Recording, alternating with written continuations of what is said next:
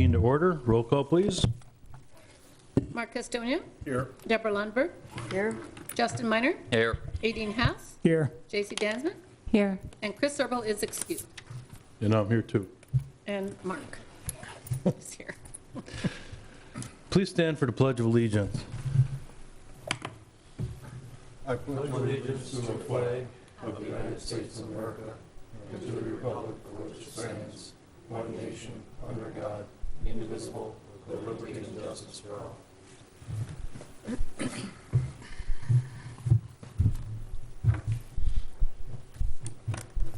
Action on the agenda. Is there any corrections or additions? Not, I'll accept the motion. Make a motion to accept. Second. Got a motion and a second. All those in favor, please say aye. Aye. Opposed? Motion passes. Comments from the public. I would just like to welcome JC Dansman to our board, new member. That's first meeting tonight, so hopefully you learn a lot. Yeah, thank you very much. I'm excited to be here. Good. And if you have any questions, make sure you just ask. Okay? It looks formal, but it's fairly informal. Yeah. I feel really important up here. Comments from the public. There's nobody here this evening, so we'll just move right along to written communications, and I have none.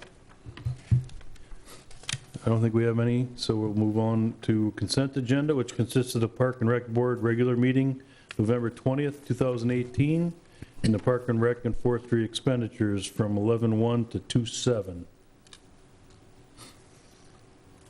Any questions? Otherwise, I'll take a motion for a consent agenda. Make a motion to accept. Second. We have a motion and a second to approve the consent agenda. All those in favor, please say aye. Aye. Opposed? Motion passes. 8A, discussion and possible action on dog information update. This is from our November meeting. We discussed potential dog parks and running dogs in the park and what would be the best option. And the park board directed me to advertise starting this spring a little bit more thoroughly in terms of being able to allow dogs to run freely in Ashwaubenon and Fort Howard Park. It's a win-win. People get to exercise their dogs off leash as long as they're able to still control their dog off leash. And by the same token, by having dogs, I guess, loose in the park, that'll help with some of the goose control issues that we have. Hopefully, it helps keep those geese away or the flocks away. Once they see loose animals like that, they usually try and move on to another park because they look at dogs as some type of a predator. So it works as long as people bring their dogs. So we do encourage people to run their dogs off leash at Fort Howard and Ashwaubenon. Talked with Village Attorney Wakowitz. I know some of you had a question on whether or not we should have them be filling out a waiver, and his determination was a waiver was not needed. That it would be fine just to do the little business card saying it's okay to run your dogs, as well as giving them a little half sheet of paper listing some basic do's and don'ts. Stay away from crowded areas, try and keep your dog away from the playground area. Dogs aren't allowed in the lake area or within the baseball complex, that type of thing. So we plan on doing that. We're just starting to get a couple inquiries on that. Actually, this week was our first one. So that plan, or expanded plan, will be started this week. We don't have to do anything, Rex, as far as proving anything or change or modifying? No. You asked just to bring this back to the board to let you guys know what the attorney said, and he did not feel that it was a waiver was necessary. Can I just ask a question, just because I wasn't here previously? So is it going to be advertised as a dog park, or it's just? No, we don't. We're not going to advertise it as a dog park. We're not going to put in any amenities per se, although we may put in what's called a doggy station where they can take the little doggy bags in case their dog has gone to the bathroom. They can dispose of the waste properly by using these bags. It's more or less just it's not going to be advertised as a dog park, just that you can run your dogs with I don't say a permit, it's free, but just with the okay from the Park and Rec Department. That just means coming to the office and picking up one of those lists of do's and don'ts. Anybody else got any questions? I mean, we talked about this several meetings in a row, except you, but, everybody okay with it? See how it goes. Okay. Move on to 8B, discussion and possible action on the NRDA GLRI grant update. So this is the funding that we got from the Natural Resource Damage Assessment / Great Lakes Restoration Initiative. We've got $140,000 from each organization to try and do some upgrades of the facilities along the Fox River. One of those spots is going to be Ashwaubenon Park. The other spot is going to be Manso Flats. What we had talked about, Manso Flats on the seawall that's there, that used to be the old seaplane dike, I guess is the best way to say it. That area within the enclosed area has been getting stagnant over the years. So what we want to try and do is put, as part of the bids that have gone out, put some standpipe that goes through the seawall to get some water flowage between the outside and the interior. We're hoping that will help some water turnover a little bit. In addition to that, we're going to sink a couple of ash trees into the river to try and increase that section also as fish habitat. Tim, our forester, has gone to the Manso Flat shoreline area, as well as a number of our park and rec staff. We've cut out a number of invasive species that were growing there, try and get more view of the water and try and stop the invasives from growing. Ashwaubenon Park is a much bigger project. What we've got going on out there is we're going to be putting in a fish shoal on the northern part of the park. Hopefully more than one. We'll wait and see how the bids come in this round. In addition, we're also going to be installing some heron and egret platforms.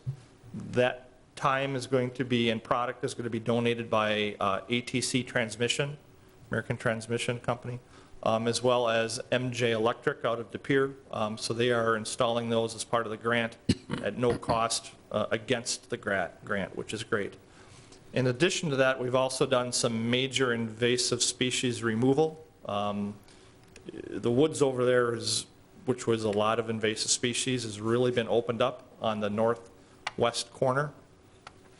And then we've already done 2 herbicide sprayings to continue to knock down the buckthorn that has been removed. In addition to that, over on the southeast corner of the park, which is by New Water, the wastewater treatment plant, we've removed a lot of buckthorn along the waterfront, and we've started spraying over in that area as well, and that should open up a lot of the views as well. That also is going to be where one of the bird platforms is going to be put back in that corner also. So what's been happening is the estimates that Stantec receives, Stantec is who we're working with, our consultant on the project, they have not been coming in very favorably. Every time we get a new estimate, we redo the bid specs, and then the estimate comes in higher. So we're on our 3rd round now, trying to get some of this work done, specifically the shoals and the Manso Flat area. And what's going to wind up happening, I believe March 1st is the next bid opening. We've tried to divide it out as much as possible so that basically the contractors can pick and choose what they can do for the amount of money we have left. And so it's a little bit different than how the first 2 bids were opened up. That'll be on March 1st, but I just wanted to bring that forward because, again, it's a fairly large project and kind of a neat thing happening, outside of Ashwaubenon or within Ashwaubenon. So it's certainly appropriate for the park board to know. There's no action that needs to be taken. Again, this is more of an informational type of item. This time, I guess, do you have any questions on the grant or where we are? Rex, you had talked about the herbicide treatment and that there would be a 3rd application, and then every application thereafter would be on our shoulders? Correct. Do you foresee there having to be other applications? Absolutely, there will be. Okay. Any idea? There will have to be. I mean, what we want to try and do is get it down, because Dean, there were years and years of buckthorn seeds dropped there. And there's still sections of the park that have some buckthorn in it. So that's just going to continue to spread, and eventually we'll get rid of all the main patches of it as finances allow us to do so. It's kind of like the Great Ashwaubenon cleanup that we do in June of every year. If you remember Ashwaubenon, I would probably say maybe about 8 or 9 years ago, as you drove around the park, you couldn't even see the Fox River. And then every year we had our scout groups and community volunteers come in, and we're cutting buckthorn, cutting buckthorn, cutting buckthorn. And we have it to the point now where you've got a lot of the native grasses and reeds and flowers starting to bloom again on the shoreline that have been dormant for years because of that buckthorn being removed.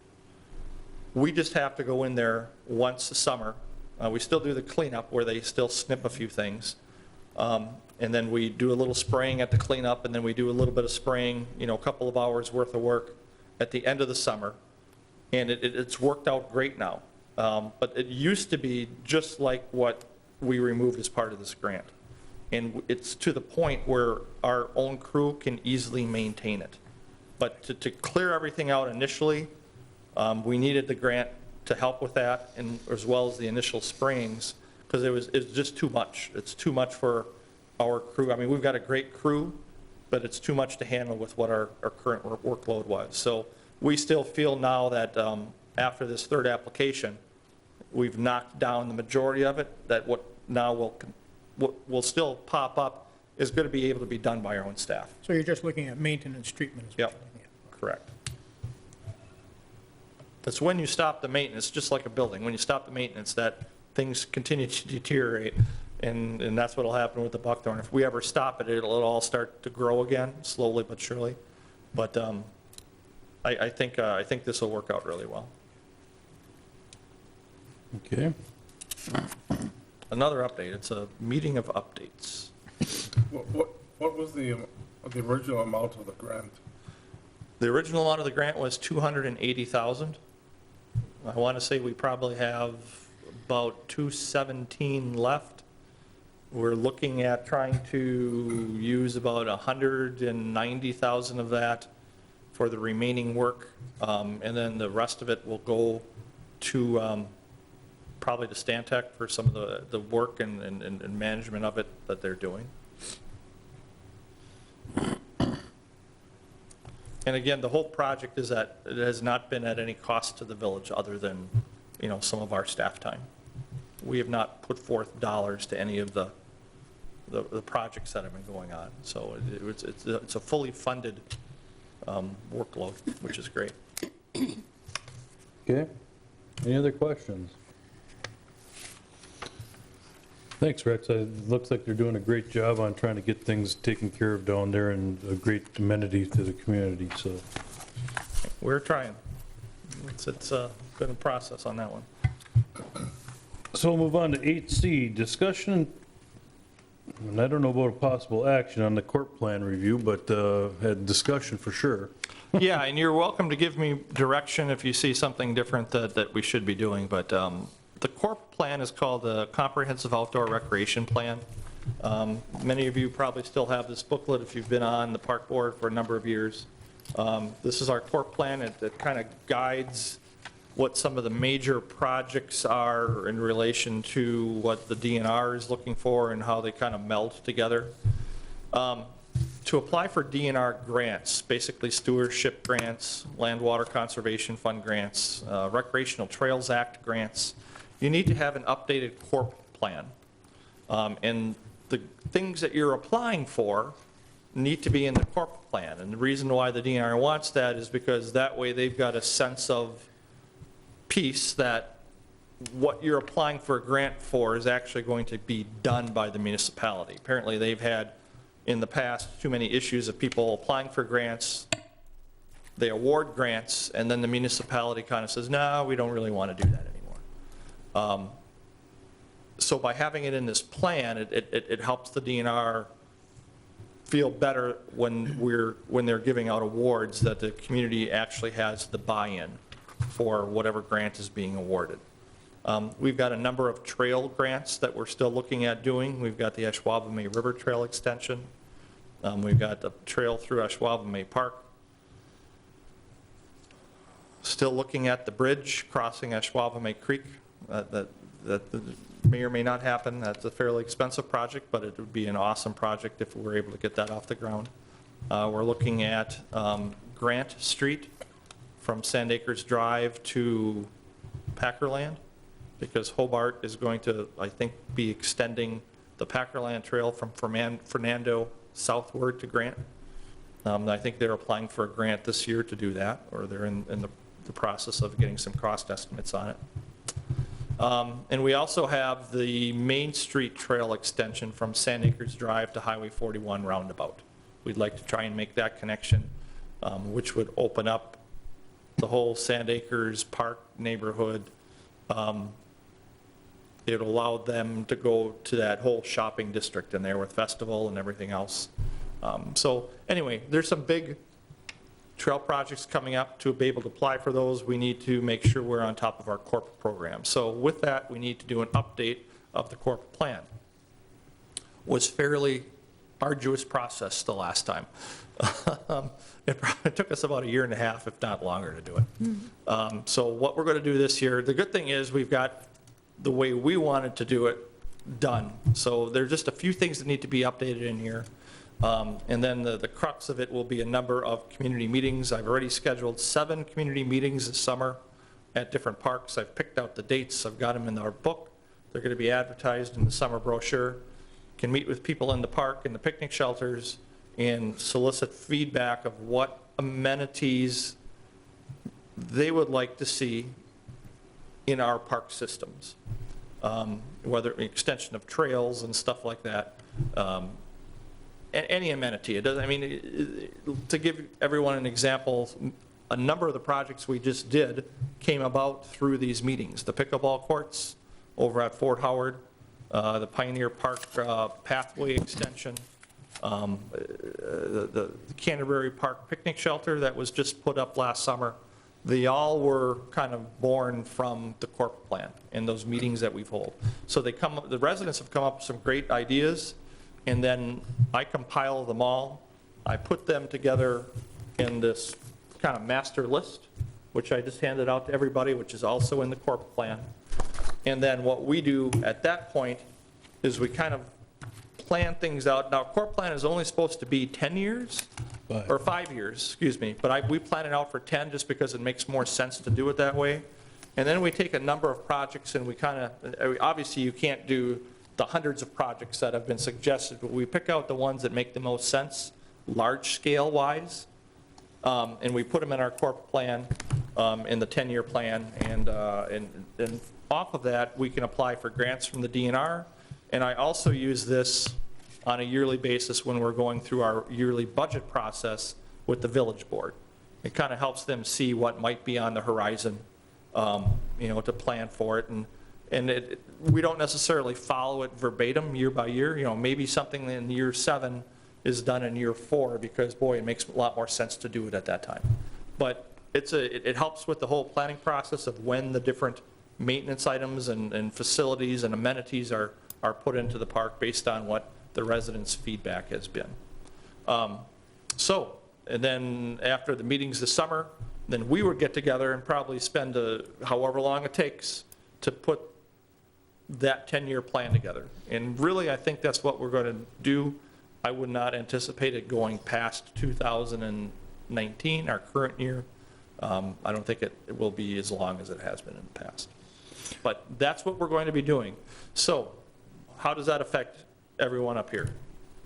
You are welcome to attend any or all of the meetings that we have scheduled, and that'll be advertised in our brochure, and I can probably have Sue actually email you those dates if you're interested in attending a couple of them. Some meetings, quite honestly, get 2 or 3 people. Some meetings will get 20 or 30 people. So it really depends on the neighborhood and what everyone's got going on that night. We're going to try and do a couple of them, like Smith Park, Sand Acres, and Fort Howard, which are fairly all good-sized meetings in conjunction with the neighborhood event, the neighborhood special event that we have planned. So the movie in the park and the parky games and the hot dog dinner and things like that. That way, there will already be a number of people there for that event, and they won't have to come to the park to make a special trip just to give some ideas. And we can talk with the people, off to the side about what's going on and what some of their thoughts are. So a couple of these will be incorporated into a special event, is what the bottom line is. But the rest of them will be standalone events where we'll just go to the shelter and sit down and talk with anyone who cares to talk. We'll also be putting an online survey on our village website, advertising it on our Facebook pages.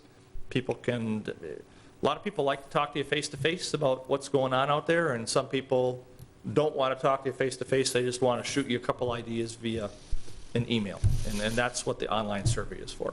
So a couple different ways they can get that information to us. That'll go live, I'm guessing in May is when we'll officially have everything up and running where people can start ideas. The meetings will start in June at the parks themselves. One thing about this whole process that I'm happy with is actually how many projects we got done. You years. take a look at the first 5 years, we got a Yeah, lot of our we projects did. done. It turned out well. Sometimes it might not look like it, but I think that the board has looked at these plans and you see where the priority lies. And after the amount of time that we spend on doing it, actually do follow it somewhat, so or try to.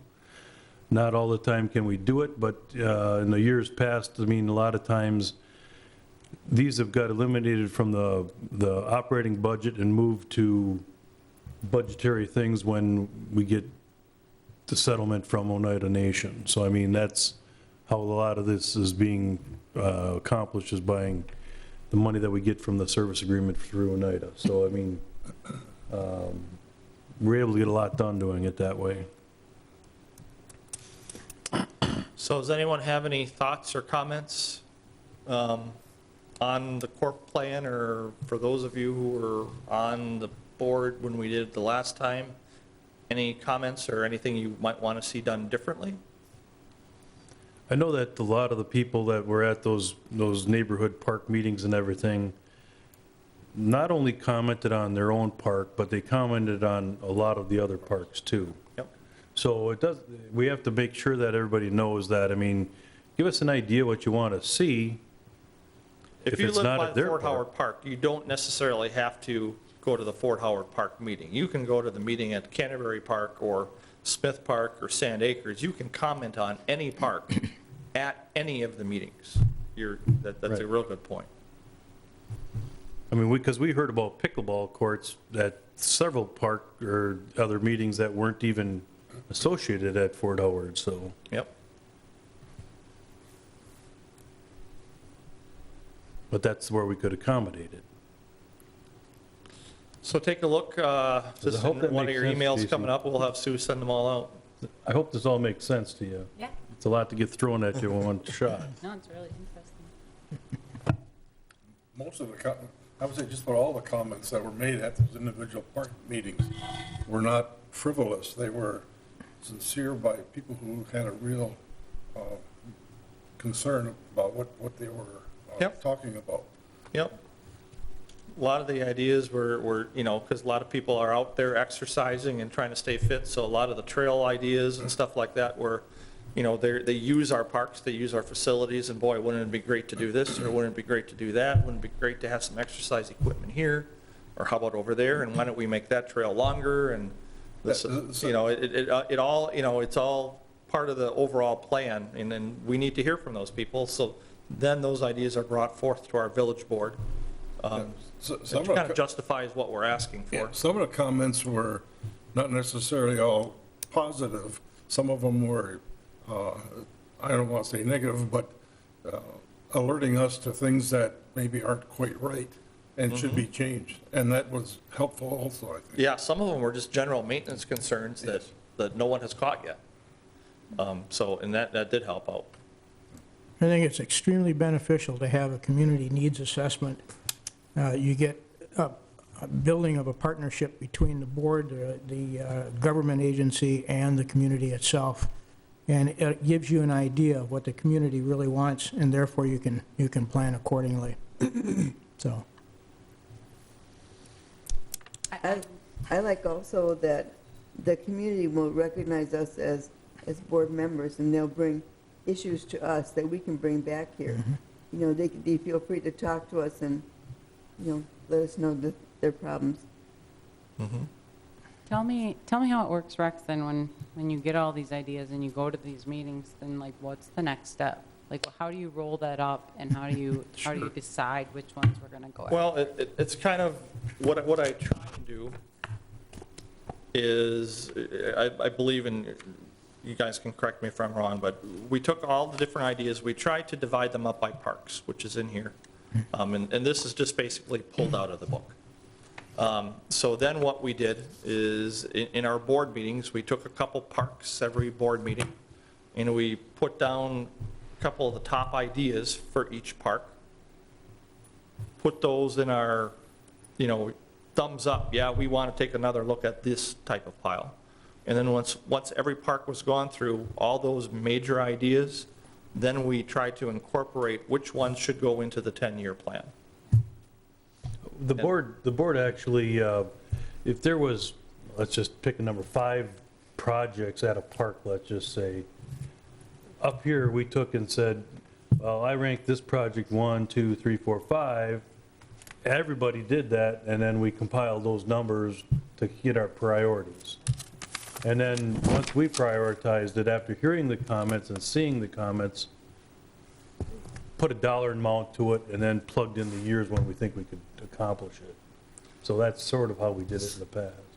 A fair amount of the ideas didn't even need to have that happen. Now, some of the ideas that were done with the dollars that is given to us by the village board for general park maintenance operations, some of those smaller little projects we can do in-house without having to ask the village board for additional money. There's not many that I can do, but a fair amount of them were done, you know, let's do a couple this year and this year, and, oh, they want a couple more permanent garbage cans over here, they want this over there, maybe a couple more spring animals, you know, or they're worn out. So a couple of the things we're able to do just out of our regular money, but that we knew that was what the neighborhood was looking for based on those ideas that they gave back. Otherwise it's Rex and the staff guessing what everyone wants to do. So I think and I don't mind doing that, but I want to do things that the community's going to be excited about. Right. And I guess my point in that is that it's safe to say that, because I was wondering if it goes back out to the public then, but it doesn't, which is fine, but it's kind of safe to say when we're communicating that if you have a need or a want, you need to come to these meetings. Because Correct. that's where you're getting your voice Now, I heard. think once we had the plan set, we put it out there and granted, again, they would have to come to our meeting, so they had a chance to comment on the plan. Okay. Once the plan is done, before it goes officially to village board, kind of like one last ditch thing. Gotcha. You know, is everyone okay with this, or, you know, that type of situation. But again, you're right, you need your community to be active, to play an active role in that, because if they're not active, then they are allowing staff and the board to make the decisions on behalf of them. And some people are fine with that. Other people, we're also happy, and we want them to come in and talk, let us know. Good. Thank you. and the overall process of this will be explained in the spring booklet. In general, yeah. I mean, I can sometimes get a little wordy, JC, as you're finding out when I'm trying to explain things. Mark usually kind of goes like this when I'm getting too long. But yeah, it'll be a basic, hey, we're looking at what the community wants for the parks. Give us your ideas so we can incorporate it into our 10-year budget plan. Sometimes it's easier just to say that versus trying to explain what a corp plan is, and so, just give us your ideas so we can know, you know what we want, or we know what you want in the parks, and that, it'll be basic. Were you in the process last time? I just missed it. Okay, I mean, when you go to I mean, when you go to the park meetings and listen to the comments, you know the urgency of what they're expecting. Well, I've attended a Right. lot of the neighborhood, movie nights, and went around and just surveyed people in terms of their interest and how they liked, the park and what we've been doing for them. And I got a lot of good comments. Yeah. So I think it's important to have that particular arrangement and those meetings set up during the summer. Now, the spring booklet will be coming out when? End of March. End of March. Is it possible then that you could email, me or us, those dates prior to that, so I can kind of book them in for the If you summer? want, I can give you this sheet of paper right here, Excellent. and I will email the rest of them. Or I can make photocopies, otherwise you'll get an email. I'd just say email them out to everybody. Yeah. That's probably the best thing to do. Well, this is a process, it's a good process. I think I was involved in the last one, and Yep. I don't know if there was one before that even. I think I was involved probably, but It was a while before the previous one. I think the previous director, Tracy Fluke, had just finished up with that corp plan before I took over. I think I was a part of director. that one too, so Mark probably as well. Yeah, I think a needs assessment is an invaluable tool. And Mark, with you having been on the school board, you've done a lot of Yep. needs assessments, and I myself, be with the school district, the same thing, so it's important to have it.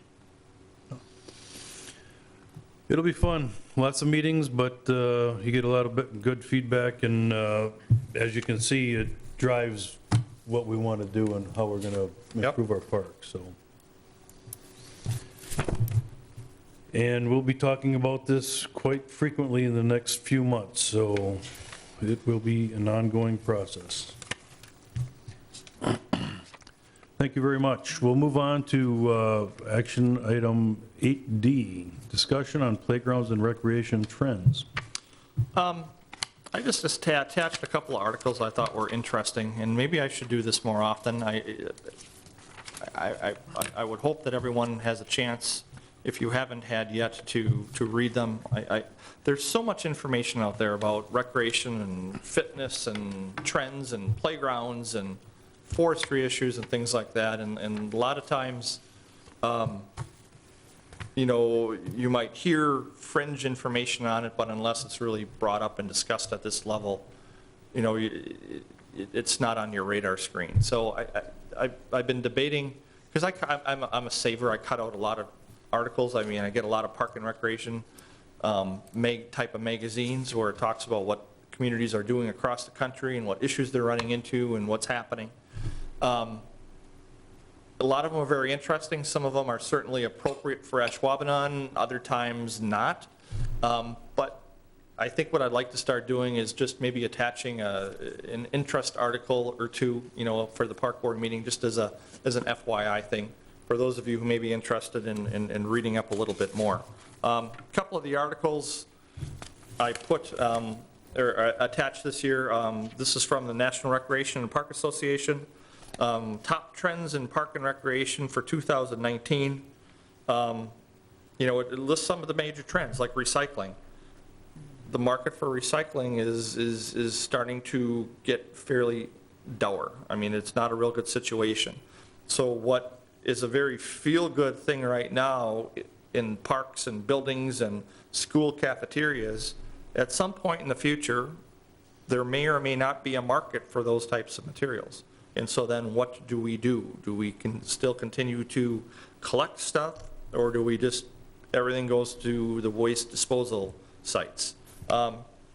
So just a little bit of interest there for that, just because we try and do some of those things in the parks. Many of our parks have recycling containers. Not every park and not every event does, but a lot of them do, and that may or may not affect us. Talks about a couple things, opioid use in parks. Again, not all trends are good trends, but these are things that you just have to look out for. Technology, more drones, we've had that come up. I know that's been something that we've talked about in the last couple of years. more tech in parks. I was looking last year, one of the corp plan items is actually some fitness centers in some different parks, where I look at like fitness stations, like what we have in Cliffstein Park, where we have those different stations around on like a fitness trail. A lot of them are just on a giant, like a basketball type slab, where you have a lot of different stations. It's almost like a gym that you might go to, a fitness center, only it's in a park. It's just outdoor equipment. So there's a lot of them that are out there, or a couple of them that are actually using technology where if once you go onto the slab, they have like a beacon. You log on to a certain app, and the app will tell you your workout for the equipment that you've got installed on that particular slab. Interesting. Now, if you're kind of old school, you're kind of like, well, why would I need anything like that? But if you're younger and you are using apps all the time and more connected to all the different types of technology and uses for it, that might be something that is very interesting to some people. So it's pricier, than the regular stuff. But again, it's just something out there, just to let you know what's out there is the purpose of this article and why I'm talking about it. Esports, coming to different facilities, where spectators essentially sit and watch individuals or teams of players compete in electronic games. Sounds exciting. That sounds exciting, doesn't it? But it's interesting, because here's the thing. I've got a 14-year-old son. His friends will get together. There'll be a bunch of them. They'll do sleepovers at night, and so they'll have multiple TVs set up down in the basement. They all bring their, like a portable TV, and they all bring their own PS4 box, and they'll have all these competitions with each other because they're all intertwined. You can play against each other online through the internet, and then they just sit around and they watch each other play for hours and hours and hours. And you know what? Literally, they could do it every day. I don't want to get into a debate of whether that's healthy or not, but that's kind of what they do. So you would think, like watching someone play a game of pinball, maybe in some of our age groups, how exciting can that be, and how long can that go on for? Well, for a long time with today's generation. So I don't know, you see a number of businesses around Ashwaubenon. Some have financially made it. Others were in for a little bit and have already gone out of business. But you're starting to see businesses kind of pop up regarding some of the technology type games that are out there, virtual reality type centers, all that jazz. So, is that something that as a park department we could have some kind of contest with, or do as some type of special event, or incorporate? That's something that we're looking at, and just, we'll see how that goes. Kind of goes against our thing, where we're trying to get people to be active and go out and do things, to sit and watch video game competitions, but you wonder sometimes. And then some of these are just kind of goofy, like different types of yoga with different animals, with cats and pigs and goats and things like that. So it talks about that. Don't know if Ashwaubenon is ready for goat or pig yoga yet, but it would be interesting. Probably certain enough farms around here to provide the animals if we ever wanted to try something. Here's an interesting one. Libraries, health services, social services, after-school care are all happening in parks and community centers now. We're kind of doing that with our day camp, our summer day camp, which is happening, within our school system. Making better use out of buildings that are open during certain times of the year, certain times of the day. So that's that article. The next two are fairly similar. It's just basically, for years I've talked about, we've got our ADA plan, making our facilities accessible for those that may have some mobility concerns. That's accessibility. It's allowing people that have those mobility concerns to be able to get to the same facilities that everyone who is able-bodied is able to get to. There's another term that's out there called inclusive, and a lot of people think they're the same thing, but inclusive is a little bit different than accessible. Most of our facilities are accessible, and we're still continuing to improve that, working on our ADA plan that we have of all the different parks. And I try and update it when we put in a pathway to a particular playground area. You know, it was in the plan to make, if we got a picnic shelter at Canterbury, to have that sidewalk with a curb cut to make that picnic shelter accessible. And we made the picnic shelter accessible that we put in over at Waterford. So as we put in new facilities, it's required that we make them accessible. But not everything is inclusive. And that is something that whenever you're doing a programming, yeah, at a particular site, it may be accessible, but is it inclusive? Are you welcoming people? Are to that facility who may have different concerns, whether it be cognitive challenges, whether it be physical challenges, mobility challenges? So there's a little bit of a difference between accessibility and inclusivity, and that's kind of what this article talks about. One of the big trends, obviously, is in playgrounds. Like I said, we've tried to make, we've divided our village into quadrants. We've tried to put in some accessibility to at least one playground in every quadrant. But that doesn't necessarily mean that each playground is inclusive, where it's got the type of equipment in there that may be able to be used by someone that has a cognitive disability or is cognitively challenged. So again, just information that's out there in case you have citizens that are asking about this or that, or hey, why don't we get a playground like how Alloway has. Alloway over at Miracle Field, if you take a look at their playground behind the field, it's all, the whole playground is all rubber surfaced. If you take a look at Pamperin Park, their playground is fairly accessible and inclusive with different things. Miracle Field did a really good job. The caveat to that is inclusivity and accessibility can also be very expensive. When you're talking those types of playgrounds where the whole playground is rubberized surface, even a small one, you're probably talking, you know, $200,000 to $300,000 to get a playground. So now you've got the sidewalk to the playground.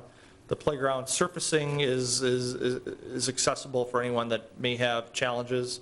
And then now you've got some ramps that need to go up to the different level, and then you've got different activities on that first level that anyone can do, whether they're sitting in a wheelchair, whether they are cognitively challenged, whether they are able-bodied. It's something that anyone can do, and that's kind of what the inclusivity is you're inviting them to participate in those activities, not just having whatever's there be accessible. So a little bit of a difference.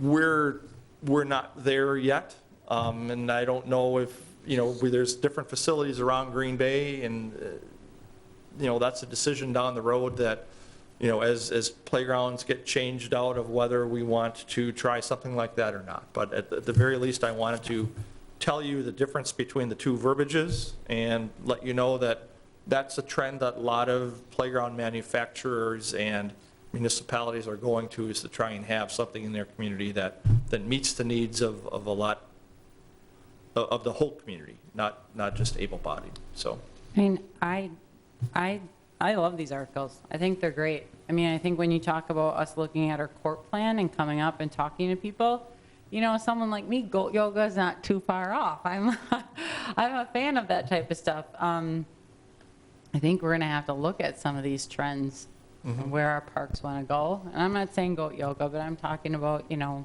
like the Green Bay Fit in the Park.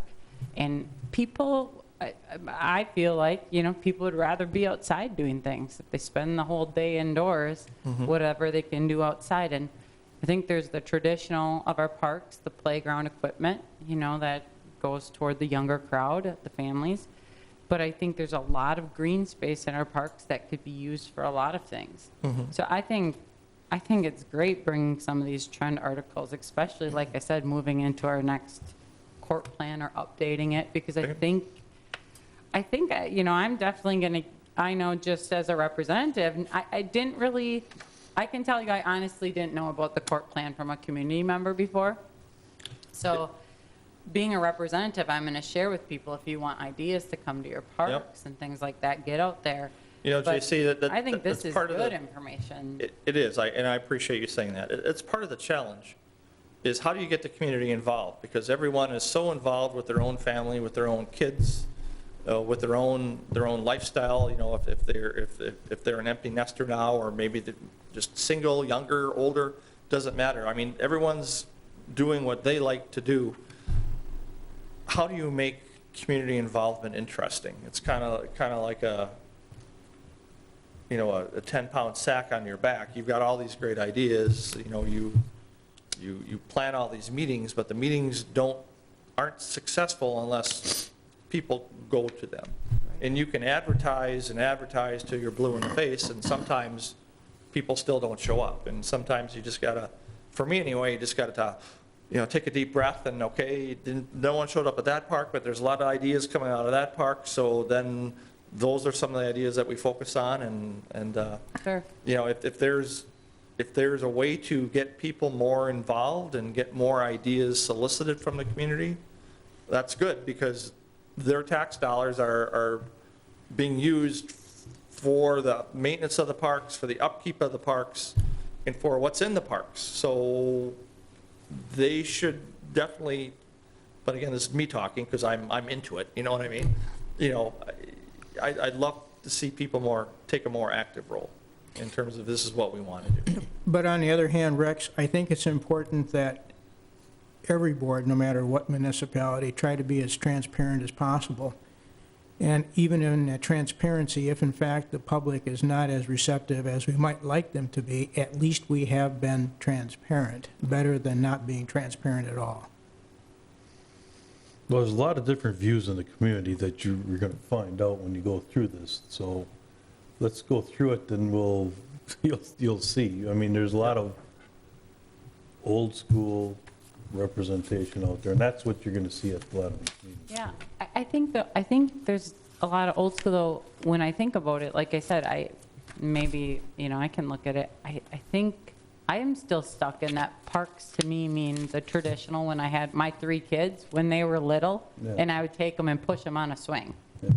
And, I think it's like, and Rex, I agree with you, it's not an easy thing, but to get out to different levels, different generations, and say, it can be more.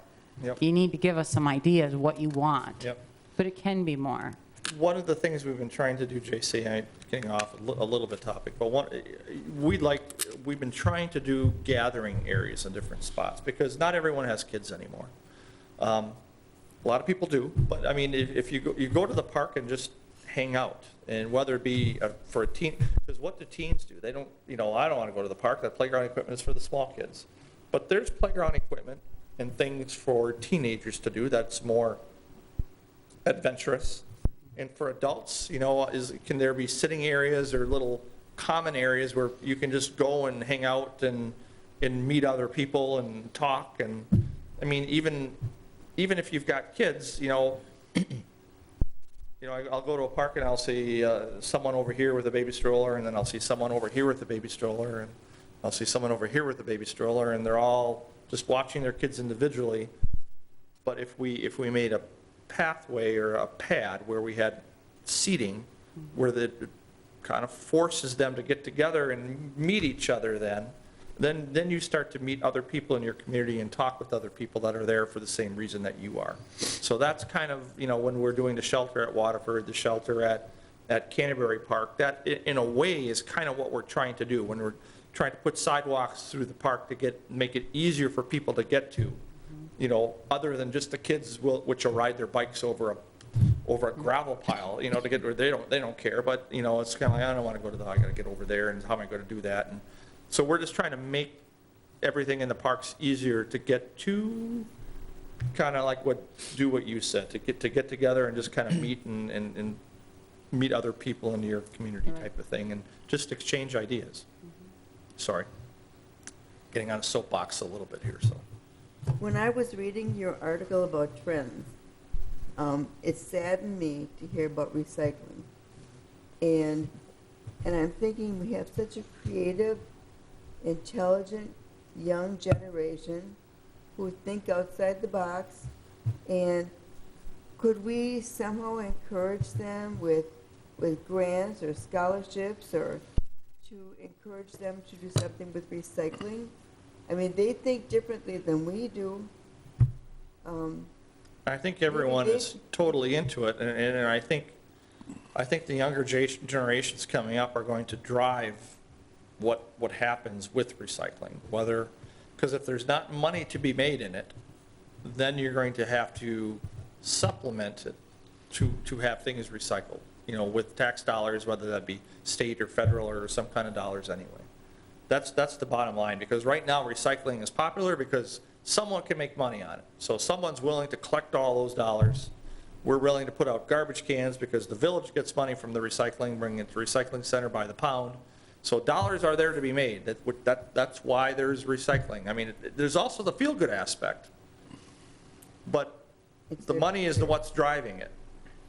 But now, like the article says, in China, if they're not taking cardboard anymore, if they're not taking certain materials anymore, now there's no money for it. So what do you do with the stuff? If there's no money to be made, then it starts to pile up. Now who pays to recycle all that stuff? It's a lot easier just to dump it in a big pit somewhere or make a big giant hill and cover it with dirt. You know what I mean? Until the market rebounds again. So, but if again, this is a much bigger, It's bigger issue here that we're talking about. discussion first. What's that? It's a discussion that we have to have, and Yeah, so This is to me, that's a discussion that I think generations of younger people will need to have as they get older. If the market doesn't rebound for that, is okay, are they willing to use or pay for with their tax dollars to have things recycled for the good of the earth, basically? And like I said, that's a big picture versus more of a local picture, but that's kind of, what decisions people are going to have to make, or different municipalities. Creative ideas. okay, thanks for bringing those forward, Rex. At least it gets you thinking a little bit out of the box. We'll move on to Parks and Forestry reports. So we didn't have a December, January meeting. On page 33, a lot of the December, January items are on that page. What's happening currently, all of our staff letters are out to last year's summer employees. If they were in good standing, they get invited back to work the current season, summer season. So we're waiting for those to come back in. They're due in about 2 weeks, and that'll determine how many people that we will be hiring for the summer. Right now, all of our open job positions are up on our website, so if someone is interested in applying, or if they have a son or daughter or a relative that is interested in getting a job, what we have available in the Park and Rec office is all listed online at ashwaubenon.com. Click on employment on the top link, and it'll show all the different positions and give a description of them, and that you can apply right online. You don't even need to send anything in. Dance and pom recital will be held March 8th at the high school, so the kids have been picking up their costumes in the Park and Rec office. That program is winding down. That started back in September, so it's one of our longer running programs in terms of the length of time it's being offered. Rex, on that real quick, I see you got it at the high school auditorium, is that correct? At the new auditorium, PAC. PAC. Okay, so just a point of reference, there's still an auditorium, and there's the new PAC. There you go. I'll So- make sure David makes it clear. Just so you don't go to the wrong spot. It is at the PAC. We had our initial wave of summer registration for day camp over at Valley View School, held at Valley View School. The registration was at the community center. We have 55 spots each week for a 10-week session. I want to say we're averaging 50, 51 kids per week at this point. So right now, we're just kind of filling in any remaining registration with individual weeks. That should be sold out. I'm going to say probably within a couple of weeks to a month if it isn't. I wouldn't be surprised if some, Sue, you have a better idea. Are any of the You're right weeks, on. are any of the weeks Yeah. sold out yet, or they're pretty No, close? but they're very close. There's only, some of them only have 2 or 3 spots Mm-hmm. for the week, so. That has always been a great program. This is our fourth or fifth year of day camp, and that's going over real well. A couple different things, getting ready. Obviously, we're planning everything out for the brochure, which needs to be done by March 1st, so it can go and be published and then mailed out at the end of March. So that's what we're all working for right now, is we're basically planning out all programs and activities for the whole summer. Summer concerts, the food truck rally, special events at Ashwaubenon Park, the neighborhood special events in each one of the neighborhood parks that we're able to have them at. All that's being worked on. The band lineup is pretty much done. We're already working on, and we've booked all of our entertainment lineup for the Ashwaubenon Blast already. So a lot of stuff going on there. The prep work. Aquatics, we had 152 kids sign up this session for swim lessons. That was great, and we were able to host the WIAA Division II boys swim meet, the sectional meet 2 weeks ago, which is also awesome because we have our 2 diving boards. We're also able to host a diving competition.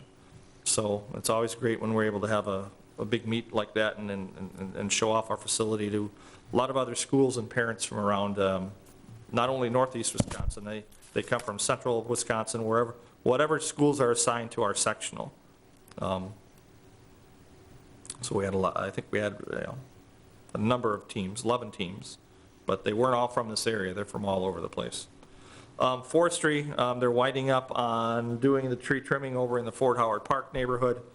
In terms of the village as a whole, I know we've always talked about emerald ash borer. Pretty much EAB now has been found in every neighborhood. It's not only in one section of the village, it's everywhere now. Whenever we're cutting down trees, we're kind of shaving the bark off and looking, and we're finding it everywhere. So if you are, or have been thinking, boy, I think I want to save that ash tree that's in my yard, I don't want the bug to get it, now would be a good time to start talking to maybe one of your local tree care companies about giving it some type of an injection. Because every neighborhood, again, has EAB right now, the emerald ash borer. Can they stop it? The treatment will last for 2 to 3 years. But if they have it, can it stop it? As long as it hasn't taken too much hold. Basically, I want to say if less than, I don't know how they get the percentages marked, but they want to say if like 30% of the tree or less has been infected, then it's savable. Okay. But once it gets to 40, 50%, the tunnels that the borers make underneath the bark will cut off the nutrient supply going up to the leaves and the upper part of the tree, and that's what chokes the tree off and kills it. Rex, I think in the last treatment, it was what, $40,000?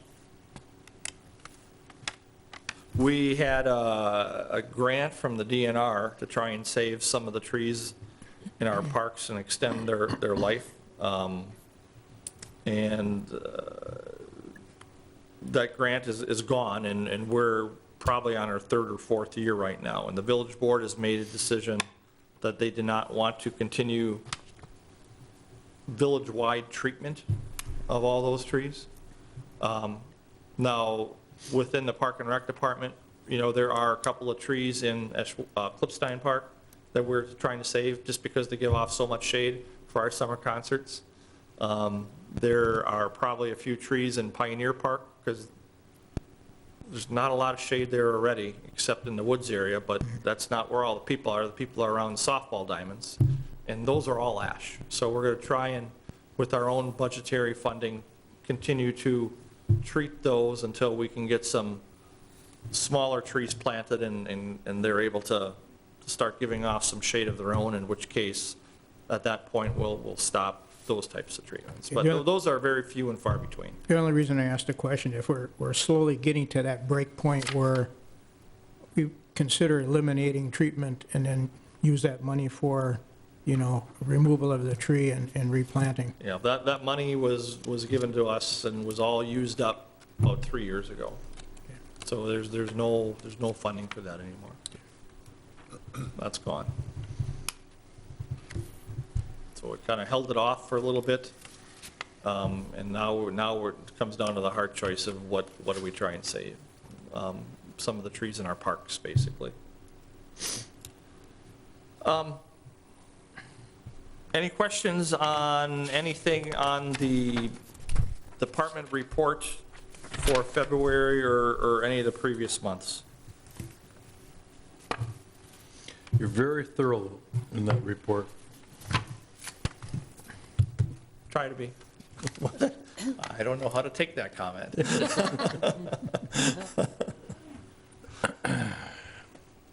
Anybody else have any questions? Items for next agenda. Does anybody have anything that they want to see brought up or move forward? Report on? If not, or if you do, just contact the office, contact Rex or Susie or myself, and we'll be glad to get it on there for you. I need a motion to adjourn. Motion to adjourn. Second. All those in favor, please say aye. Aye. Thank you very much.